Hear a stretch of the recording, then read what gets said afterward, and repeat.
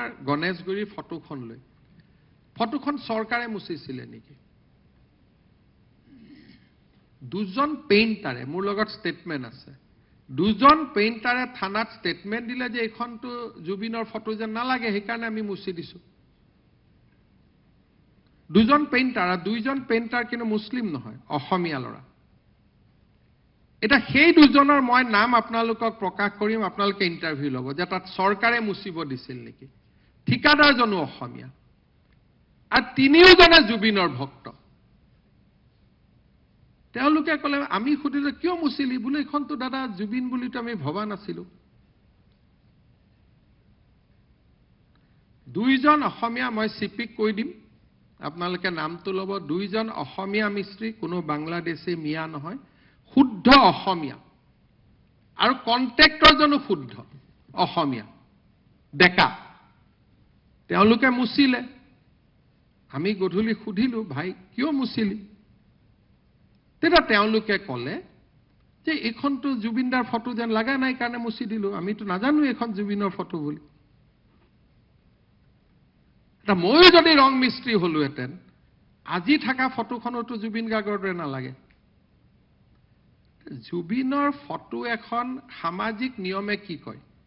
যে জুবিন গাৰ্গৰ ফটো এখন গৰিমা গাৰ্গে অফিচিয়েলি ৰিলিজ কৰিব যে এইখন জুবিনৰ আনুষ্ঠানিক পোৰ্ট্ৰেইট হ'ব সব মানুহে এইখন আঁকিব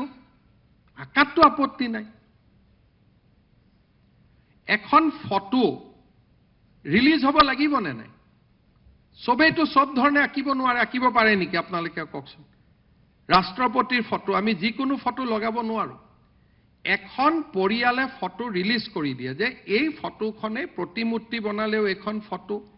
এতিয়া কি হৈছে তাকে লৈ তেজপুৰত এখন অদ্ভুত ফটো বনায় বৰপেটাত এখন অদ্ভুত ফটো বনায় তাকে লৈ দুদিন সোশ্যাল মিডিয়াত চৰ্চা আসল নিয়মটো কি যে আমাৰ জাতিটো কেনেকৈ পৰিচালনা হ'ব লাগে মূৰ সিস্টেমটো কি যে জুবিনৰ অনুৰাগীসকল বহিব এখন জুবিনৰ ফটো নিৰ্ণয় কৰিব যে জুবিন গাৰ্গৰ এইখন ফটো হ'ব তাৰ পিছত যতে আঁকিব না তাতো কোনো সমস্যা নাই এটা এই যেটো গ্ৰুপে ফটো আঁকে তেওঁলোক হল এছএফআই আৰু তেওঁলোকে ফ্লাইওভাৰ হ'ব প্ৰথম নিদিয়ে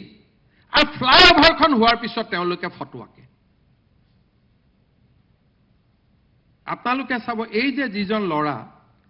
তেওঁ ভৰলুমুখৰ ফ্লাইওভাৰ হ'ব নিদিয়ে ইটো হ'ব নিদিয়ে প্ৰথম গছ কিয় কাটিছে বুলি তেওঁলোকে আন্দোলন কৰে এই একেটা গ্ৰুপ আৰু যেতিয়া ফ্লাইওভাৰখন হৈ যায় তেওঁলোকক ফ্ৰীত ফটো আঁকিব দিব লাগে যাতে তেওঁলোকৰ পাব্লিচিটি হয়